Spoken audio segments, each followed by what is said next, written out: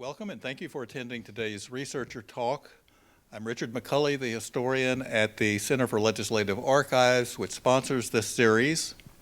This is the first researcher talk of the year, and with the exception of August, we have a very full schedule of monthly presentations to the end of the year.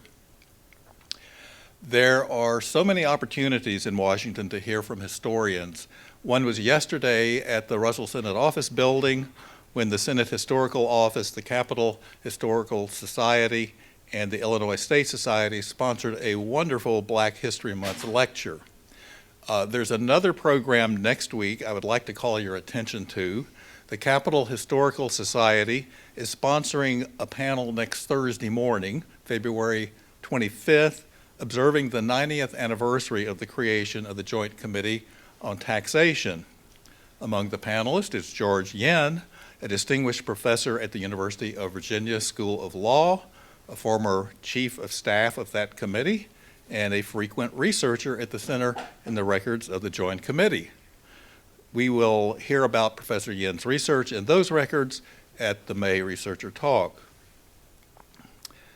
The number of top scholars from across the nation and indeed from around the world who come to the Center to research Senate and House records is really quite remarkable. One of those scholars is with us today. I first met Carl Henry Geschwind at a policy history conference year before last when he was on a panel with two other historians who subsequently made presentations in this series. Molly Michelmore of Washington and Lee University and Ajay Mehrotra, at that time professor at Indiana University Law School and now Director of Research at the American Bar Association Foundation. Carl Henry holds a PhD in the history of science from Johns Hopkins University, has taught at the University of Maryland, and held a research fellowship at George Washington University. He is the author of California Earthquakes, Science, Risk, and the Politics of Hazard Mitigation, published by Johns Hopkins University Press, and winner of a book award sponsored by the Forum for the History of Science in America. Carl Henry is a very unusual historian. As a retired tax accountant, he has actual real-life experience in the topic that he's writing about. So we're very interested in what he has to say about the records of the Senate Finance Committee and House Ways and Means Committee relating to his comparative study of the national sales taxes in the United States and Great Britain. We have a lot of things going on today. As some of you know, a 10 o'clock town hall meeting, a 1 o'clock town hall meeting, a 1 o'clock presentation by a center staff member at the Capitol Visitor Center. So we'll need to wrap up a little earlier today. We'll try to conclude today by about 12:45 or 12:50. Thank you, Carl Henry. Thank you. Thank you all very much for showing up. And I'd also like to thank Richard for giving me the opportunity to present my research here. The outline of what I'm going to be talking about today, I'm first going to be talking briefly about my book project, which is a comparative history of the gasoline tax here in the US and in 3 countries overseas from 1909 to 2009.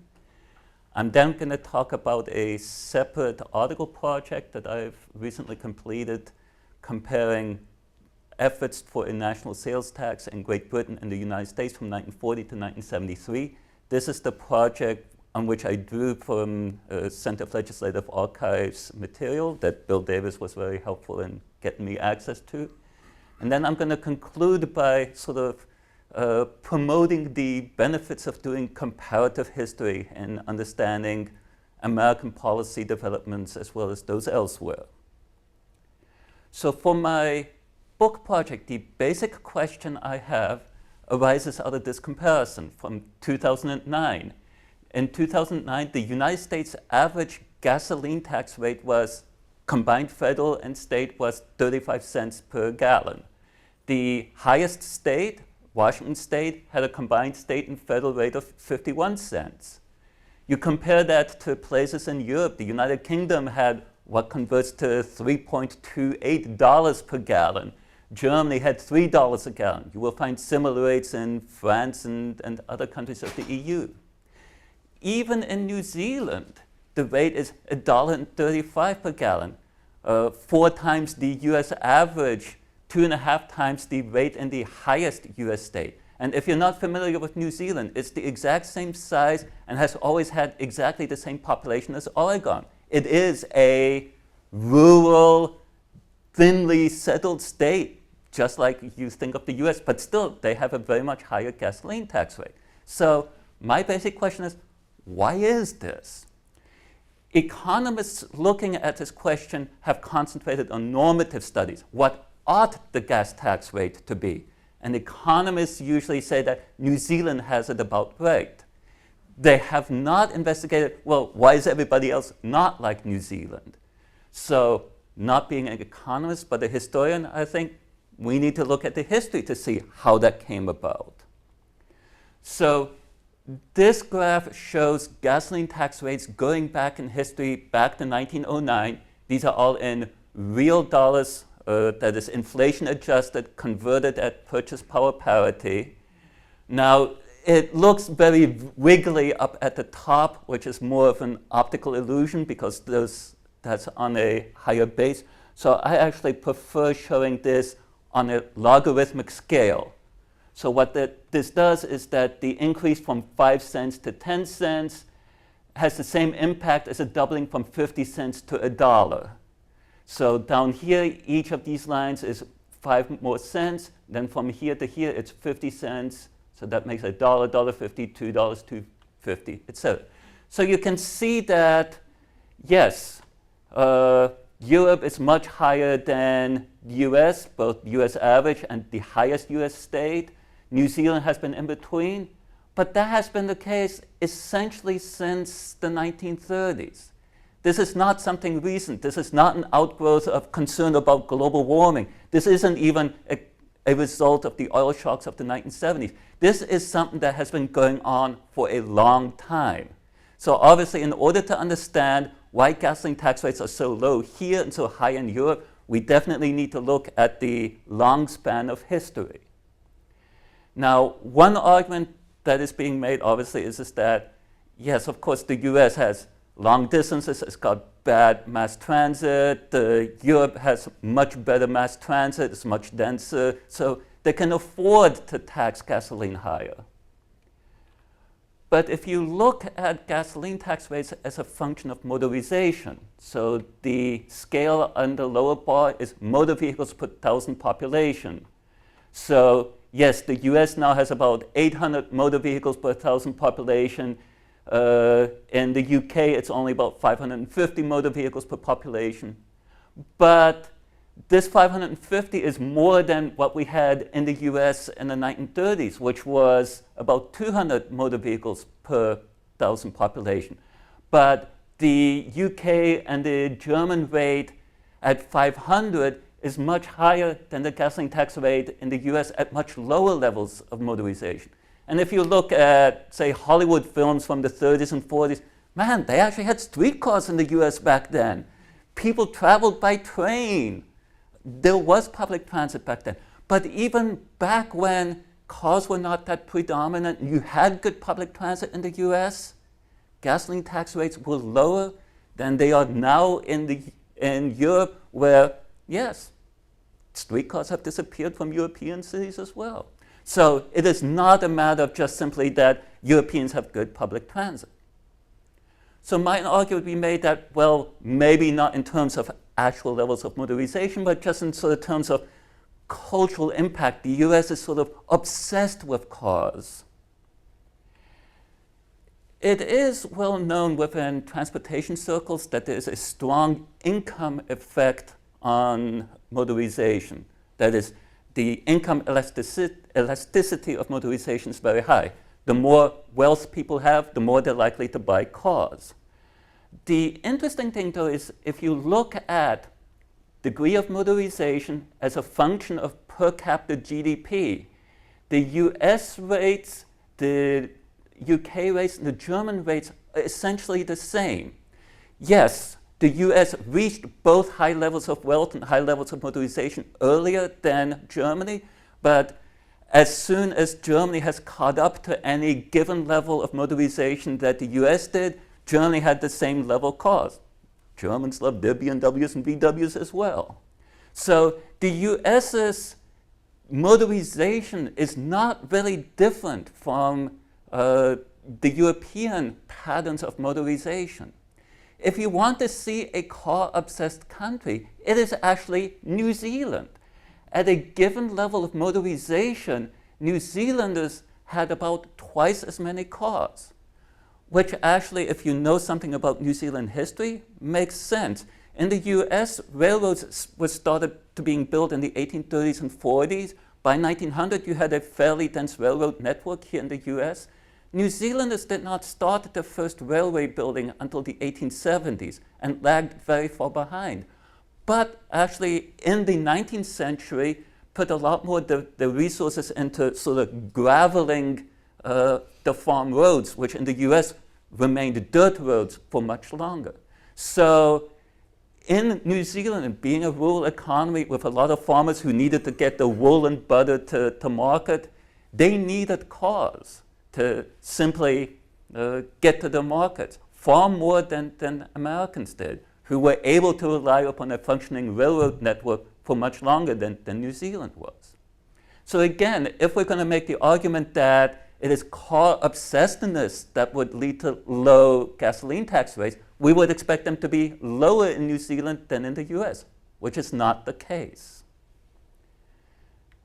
So I would argue that we cannot go to any kind of external factors of geography or culture to explain this pattern of gasoline tax rates.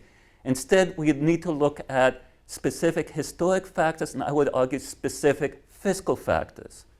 Circled here is the pattern in the period of the Great Depression. It's a little bit difficult to see on this graph, but in 1929, the gasoline tax rates in Great Britain, in Germany, in New Zealand, and in the highest US states, which at that time was Florida, Georgia, and South Carolina, were all at about 70 cents per US gallon in today's money. The average was lower, mostly because New England was very resistant to gasoline taxes at that point.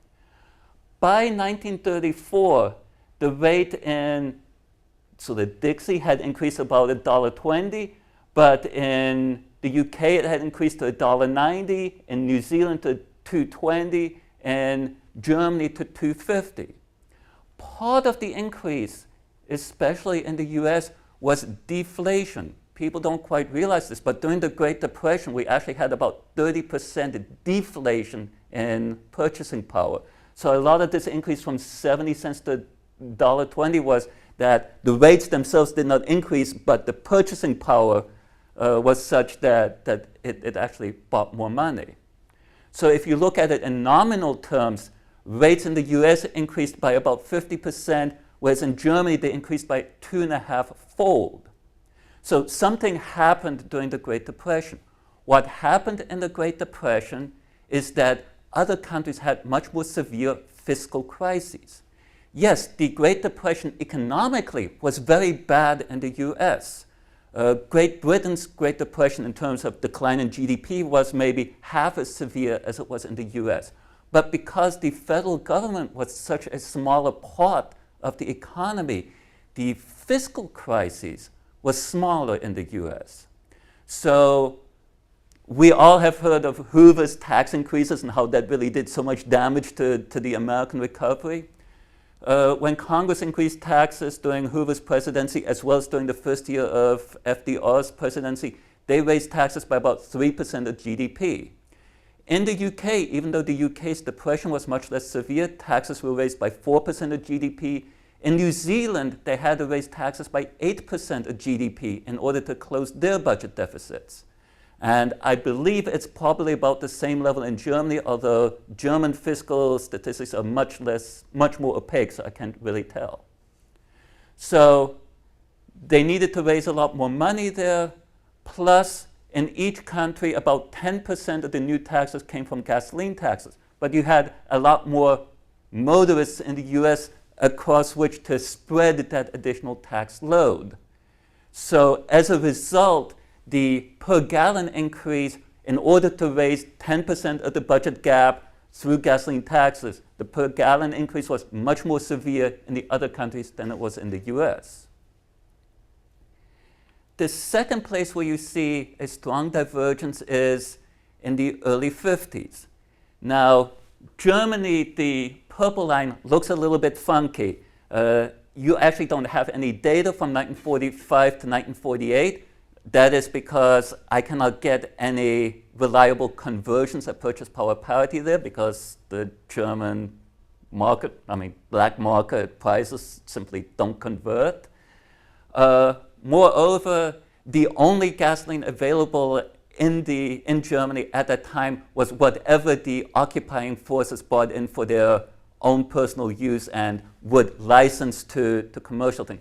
There was no essentially personal transport available to Germans at that time. It was not until 1949 that you could even get a license to actually drive an automobile for pleasure in Germany.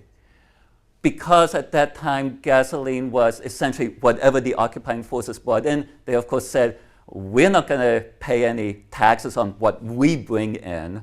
So the pre-war gasoline tax was essentially suspended until 1950, at which time it suddenly shoots right back up as the pre-war tax rate gets reimposed by the new Federal Republic of Germany and then gets jacked up even more, so it's also the same in real terms, not just in nominal terms. You also see a strong increase in the British gasoline tax, but a decrease in the New Zealand rate and an essentially even keel for the American rate. What is going on at that point is the global dollar shortage. After World War II, Europe was essentially bombed to pieces. There was very little export production going on in Europe. Europe needed American food, it needed American machinery, it needed American coal, essentially just to survive. And it didn't have anything to sell to the Americans. This is where we had the Marshall Aid. The Marshall Aid was essentially dollars being pumped into Europe so that Europe could then use those dollars to buy American goods with. At that point, 55% of world petroleum production was still in the US. About 80% of world petroleum production was controlled by US companies, therefore obviously priced in dollars. Even the petroleum production that was not controlled by US companies, for example, that produced by British Petroleum in Persia, what's now Iran, used American drilling equipment and used American ships. So there was still a dollar component to it. So in essence, whenever you bought oil, especially whenever you bought gasoline, you were spending dollars. It was the British and the German government said, we can't afford to waste dollars on pleasure driving gasoline. We need those dollars for food and coal and other more essential things. So that made it very easy for European governments at that time to impose really high gasoline tax rates in order to essentially ration by price, so as to reduce the consumption of gasoline. New Zealand did not have that problem because New Zealand was still producing wool and butter, which was still desired on the world market, especially once the Korean War broke out and the American army all of a sudden figured out that, hey, Korea's kind of cold in the winter, so they needed lots of wool all of a sudden to make uniforms for the forces in Korea. So there was actually a boom going on in New Zealand where they were actually having a trade surplus with the US. So New Zealand did not need to save dollars. So there, as an election gimmick, the Prime Minister actually lowered gasoline tax rates there. Go at it, buy some more petrol.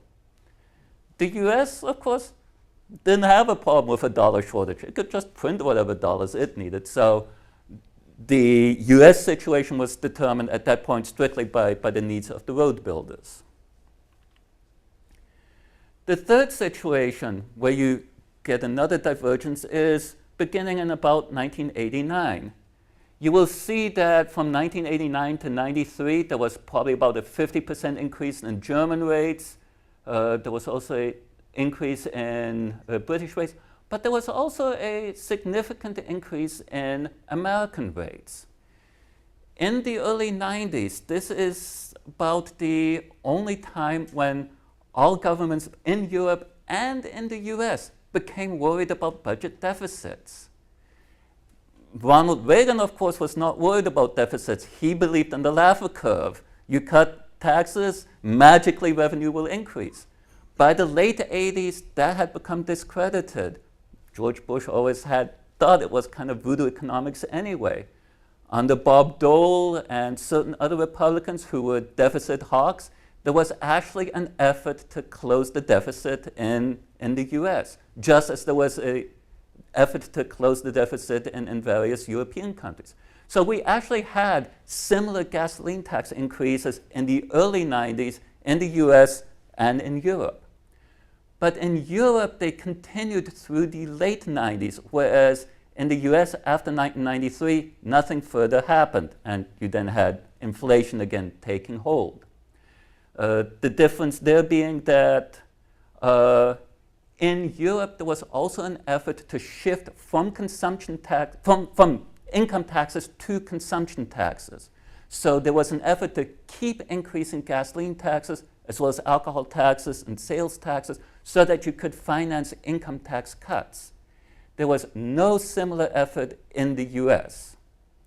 And so this then actually leads me to my second topic, which is the concern about income taxes versus consumption taxes and the relative weight to give to direct and indirect taxation in the US versus Europe. This is actually a question that has been addressed by a number of US tax historians. Why is there no value-added tax in the US? Essentially unique amongst all countries, especially all developed countries in the world. The US is the only one that has no national value-added tax. Both Kimberly Morgan and Monica Prasad in an article, as well as Ajay Mitra, who has talked here previously, have said, okay, the reason we don't have a VAT here is because of the progressive income tax that was imposed here in the early 20th century essentially precluded it. We became so focused on ability to pay taxation, a progressive income tax, socking it to the rich, that a fiscal myopia came about that then precluded sales taxes that were considered in Congress in 1921, 1932 to actually be enacted. A couple of other tax historians have pointed out that no, actually a national sales tax was still a live option as late as 1942, but it was FDR's principled opposition to a regressive sales tax that essentially led it to be killed in Congress. And Congress instead financed World War II by making the income tax into a mass tax, where essentially everybody paid income tax and there was wage withholding imposed at that time. And so that then foreclosed the opportunity for introducing a national sales tax or VAT. The problem with these arguments, though, is that there is a case, namely Great Britain, that looks exactly the same in the 1940s. It too had a progressive income tax that was imposed in 1909. It rejected a sales tax in the 1920s and again in 1940. It also financed World War II by making the income tax into a mass tax. But yet Great Britain got a VAT in 1973 and the US did not. So why did Great Britain develop in a different way than the US did? So I'm going to trace how that happened. Essentially, the argument is that in Great Britain, it was not a national sales tax that led to the VAT, but rather a selective excise taxes on specific goods, which were also imposed in the US. But those selective excise tax systems then underwent different histories. What you had in Britain, the proposal in 1940 was for a flat rate tax of 25% on all non-essentials, that is excluding food, fuel, and things like that. The initial government that proposed that was Neville Chamberlain's government. 3 weeks after they proposed that, the government fell because of battlefield reverses. Winston Churchill comes in. Winston Churchill insists on running a coalition government with the Labour Party involved. Labour hates the idea of a flat rate sales tax as being regressive. So they force a change in it. They say that we're going to have a two-rate tax, 33 1/3% on luxuries and consumer durables, that's things like cars and radios, 16 2/3% on semi-durables, clothes, furniture, things like that. Children's clothes were exempted. Through the 1940s, this system was then made more and more into a luxury tax, both under the coalition government and then after 1945 when Labour actually had sole control of the government. The rate on luxuries, that is things like silk, fur, jewelry, cosmetics, was increased to 100%. On things like TVs and radios and cars, it was jacked up to 66.7%. Was kept at 33 1/3% on carpets and toys, but then clothing, furniture, pots and pans, and other household goods were all exempted. So it was essentially a tax on a very small base, but at very high rates, which is what Labour pushed through. In the US, you had similar proposals. Actually, FDR's government said, we don't want a sales tax, but hey, let's put a tax of 30% on furs and jewelry and things like that. Let's put a 25% tax on consumer durables because we need that metal to be not in cars but in tanks. Let's put a 20% tax on soft drinks and candy, things like that. But in the US, Congress proved resistant to these proposals. And this is where the Center of Legislative Archives was very useful to actually go through the Ways and Means Committee and the Senate Finance Committee records to see these proposals being killed. Congress only agreed by 1951 to impose a tax of 20% on the various luxuries, only 5 to 10% on consumer durables. This was primarily Congressman Dingell from Detroit, who hated the idea of a high tax on cars. You also had powerful senators from Georgia, where Coca-Cola is located, so yeah, no tax on soft drinks. So the end result is that by 1950-51, income taxes as a percent of GDP, fairly similar in the two countries. The purchase tax, or this excise tax on selected goods, covers 5.7% of GDP in Great Britain, 7.5% of GDP in the US. Was fewer enumerated goods in the US, but because cars were a lot more widespread here, it actually was a greater percentage of GDP. But the big difference is the average rate in Great Britain was about 40%, but because of congressional reluctance, the average rate in the US was only 8.5%. So that this purchase tax raised 2.3% of GDP in Great Britain, only 0.64% of GDP in the US, which incidentally is almost exactly the same amount as state sales taxes were raising in 1950. So national sales taxes were of equal importance to state sales taxes at that time. In the 50s and 60s, in Great Britain, Treasury officials said that we need to keep this tax. This is big enough that it generates enough revenue. We need to keep it, but because it's such high rates on such a narrow base, we need to reform it. We need to broaden the base. We need to lower the rates. They came to this conclusion by 1948, but as long as Labour was in power, they couldn't get anywhere with the ideas. But the Tories won in 1951 and were the government from 51 to 64. So during those 13 years, Treasury officials pushed and the Conservative government imposed a lot of reforms to the British purchase tax. There was an expansion of the base. That is, it was once again expanded to include clothing and furniture, was expanded to include pots and pans. And in 1961, the British government actually managed to impose a tax on sweets and ice cream, which Congress, of course, would not do in the US. At the same time, you also had a definite rate flattening. The highest rate on luxuries was cut from 100% to 25%. There was a 15% on sweets, and then household goods, your clothing, your furniture, your pots and pans, the tax was 10%. At the same time, in the US, the selective excises were essentially ignored. Treasury officials here in the US essentially were, we are not interested in this. It's too small a portion of the American fiscal system. We're not that interested in reforming it. Even congressional committees, and you would think that, especially in 1953-54, when you had a Republican Congress that might want to push more of an indirect tax system, they couldn't be bothered with this either.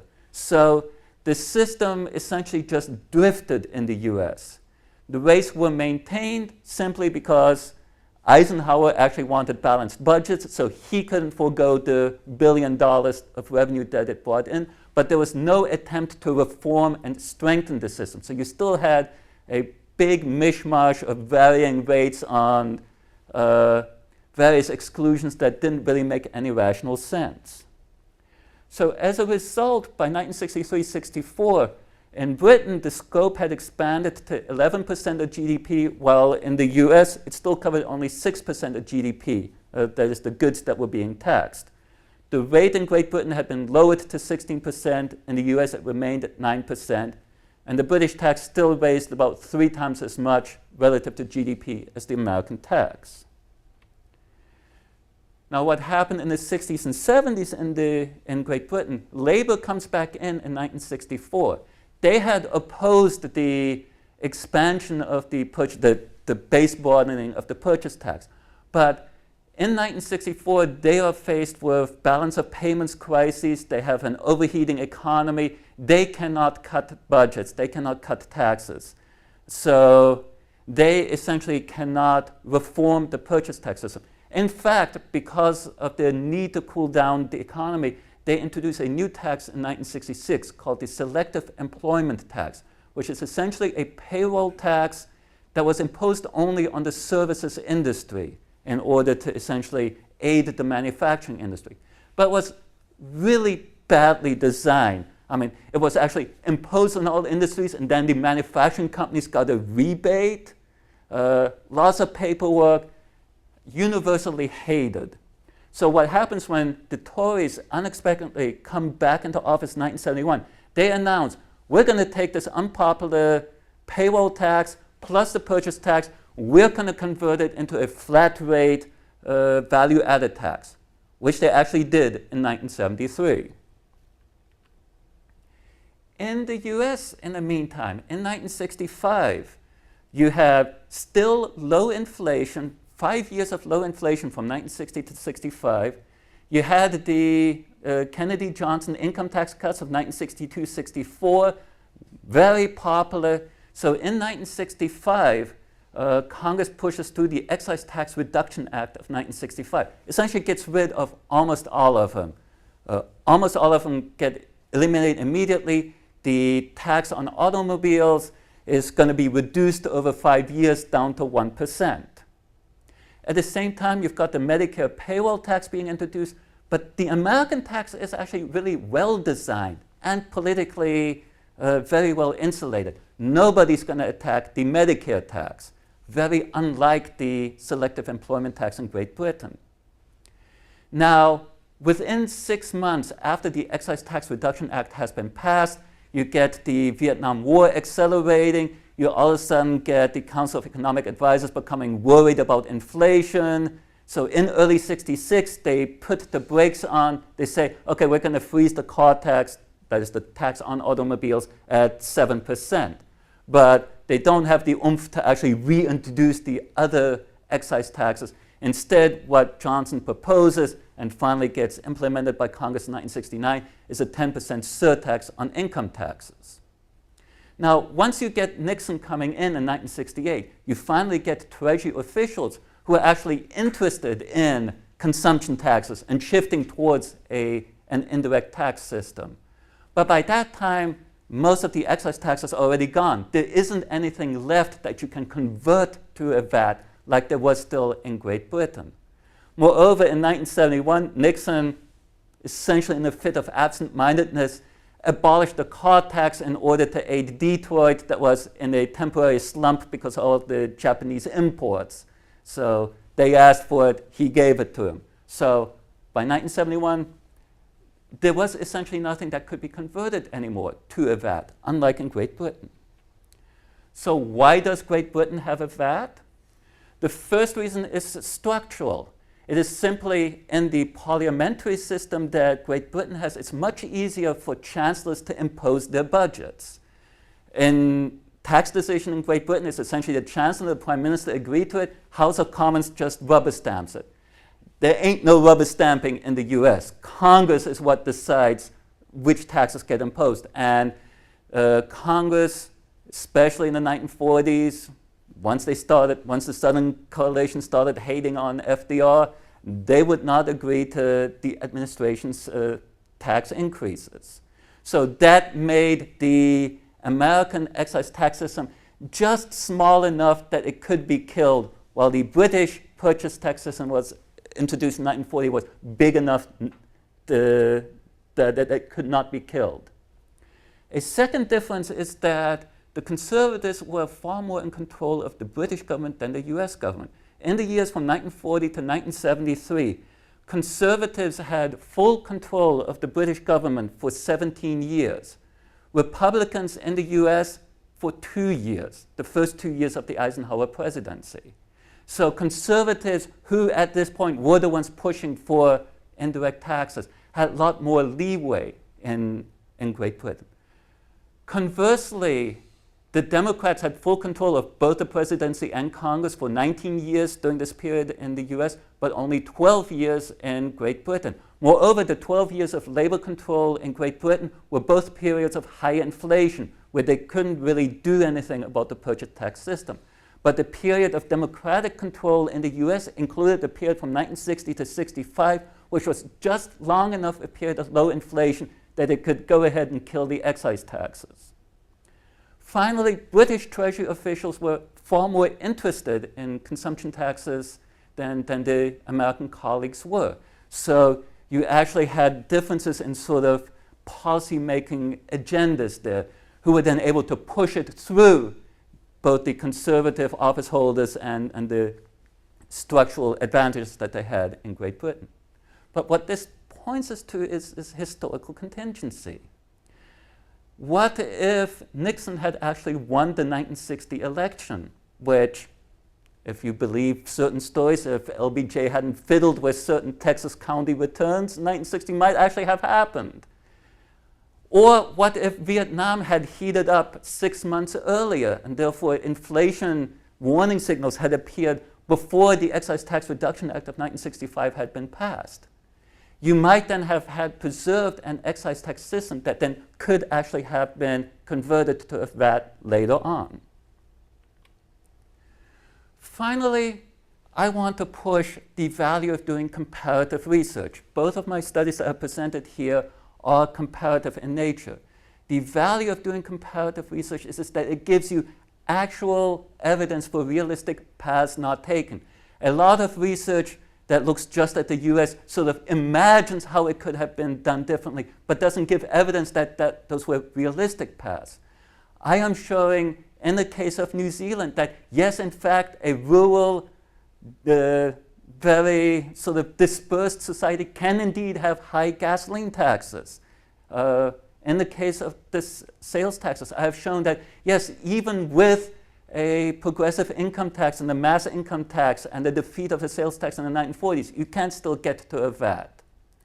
So by showing then these realistic paths not taken, that then sharpens the analysis that you can do for the dynamics within the US. What is it about the US that makes the US then different from these? This is what then throws into relief the checks and balances in our presidential system, the roadblocks they pose, the fact that, yes, it is in fact important that Democrats have been so dominant in US policymaking. I want to also push comparative historical research by arguing that it can actually be done very easily, especially if you're comparing with Great Britain. The Hansard, which is the British equivalent to the Congressional Record, is online for free, full text searchable. There were 12,000 hits for purchase tax within the Hansard.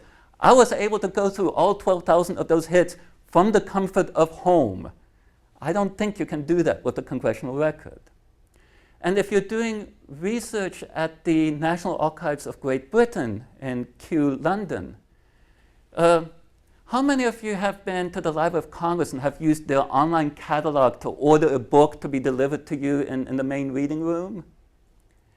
That is the system that they have at the National Archives in Great Britain. They have an online catalog that has everything described down to the folder level. Each folder is an individual record in the online catalog. And you can order each folder that you want, that you get through a search in your catalog, just by clicking a button, putting in your research record number, and it will be delivered within 60 minutes. They don't have specific pull times or anything like that. You can look on the catalog what the status of your order is. It was extremely easy for me. I spent 2.5 days in London. That gave me all the records that I needed for the sales tax study there. So with that, I'd like to thank you for your attention and look forward to your questions.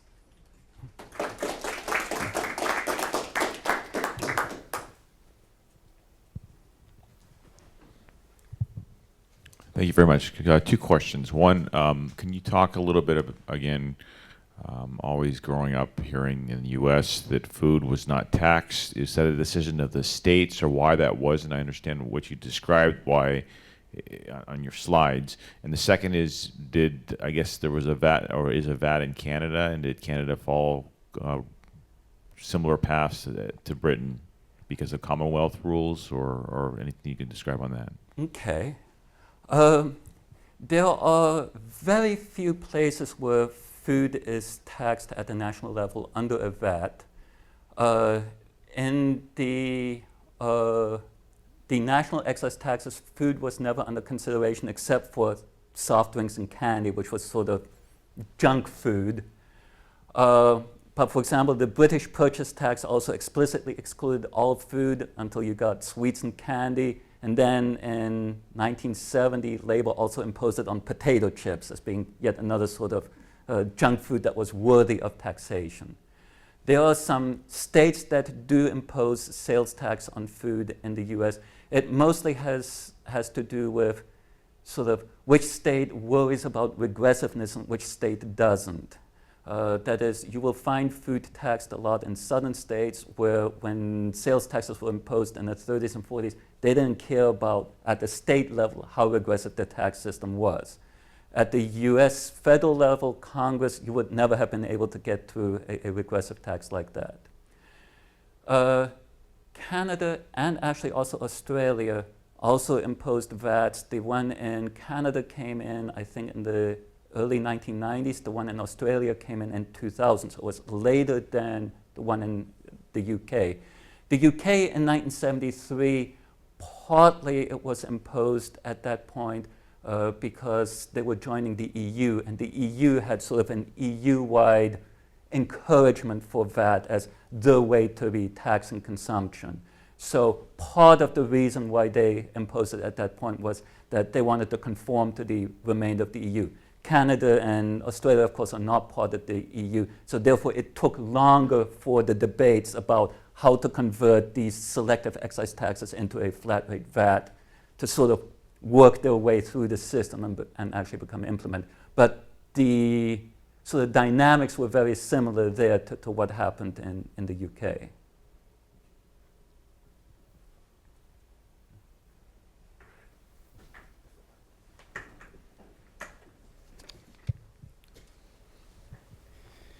My question has to do with the gasoline tax. I'm wondering why the United States, with the low prices for gasoline right now, hasn't taken up the idea of getting an excise tax on gasoline raised. Excellent question, and in fact, that's exactly what happened in the 1990s in Europe. Was that it was the low oil prices in 1990, which actually reached their all-time inflation-adjusted low in 1998, as the opportunity to shift from income taxes to gasoline taxes.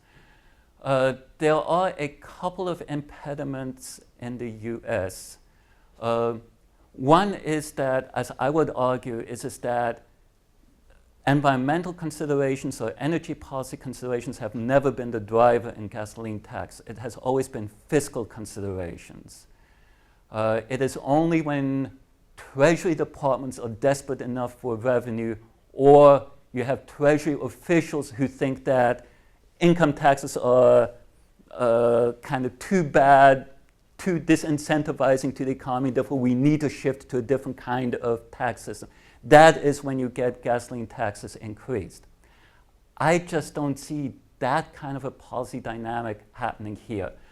With what happened in the early 1990s is that as a result of the deficit, the interest rates on the long-term bonds were really going up. And so you actually had Greenspan telling Bush and Clinton, you need to close the deficit because otherwise interest rates are going to go through the roof, the bond market is going to kill you. These days, the bond market doesn't give a damn about the deficit anymore.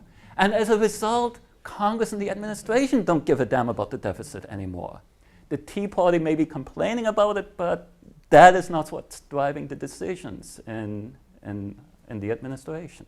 So I just don't see the drivers for it being aligned at the present, even though, yes, obviously this would be the prime time to do it. I just have one more question, and that is the Europeans have a golden opportunity now to decrease their excise taxes on gasoline. Will they do it? What I have seen so far is that they have not reduced rates, but they have also not increased them since 2000. In 2000, you actually had Europe-wide fuel protests when you had a spike in oil prices in 2000. And you actually had people blockading refineries, and the UK actually ran out of petrol for a couple of days. And so after that, people across Europe have not touched gasoline tax rates anymore. So they're simply letting inflation sort of decrease it gradually. Now, of course, because inflation has been tamed, that is taking a lot longer than it used to be. However, Europeans still have to worry about deficits, unlike the US. Everybody still buys dollars. People might not buy the pound. People might not buy the euro. So therefore, Europeans are much more loath to just simply cut the rates now and then increase the deficits that they might have. I believe to meet our self-imposed goal of getting out a little early, we're going to have to conclude. I'm sure that Carl Henry will stick around and ask the many questions that his presentation, your very erudite and informative presentation, I might add, really gave us a lot to think about. So thank you for attending, and thank you very much, Carl Henry. Thank you.